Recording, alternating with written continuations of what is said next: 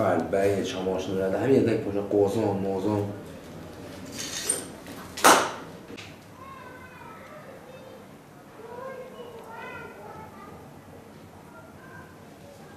Dün akşam saat sanırım 7:20 civarıydı.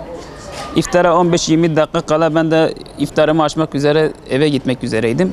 Zaten eve gittim, iftarımı açtım, namazımı kıldım. Zaten ben de buranın iş yerinin personeliyim, çırağıyım, çalışıyorum. Ustama zaten kendisi köyde olduğu için pek ulaşamıyordum. Bizim komşular da sanırım onlara telefon açtığında ulaşamadığından dolayı bana telefon açtılar. İşte iş yerinde yangın çıkmış, çabuk gelmen gerekiyor. Zaten iş yerinin anahtarı da bende bulunuyordu. Ben de geldiğimde zaten her yer yanmış. İtfaiyeler hepsi burada zaten yangına müdahale ediyordu. Zaten yangın kısa sürede her yeri sarmıştı. Her yeri kül etmişti. Dumandan dolayı içeri giremiyorduk. Ertesi günü beklemek zorunda kaldık.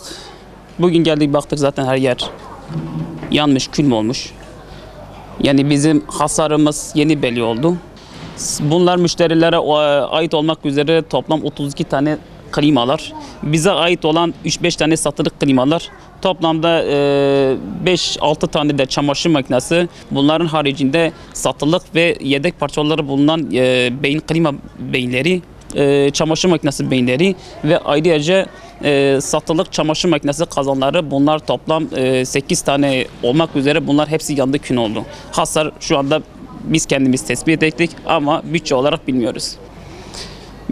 İtfaiyeleri zaten gereken tutanakları, işlemleri yaptılar. Ateşin çıkış sebebini zaten söylediler. Biz de belli ettik, gördük.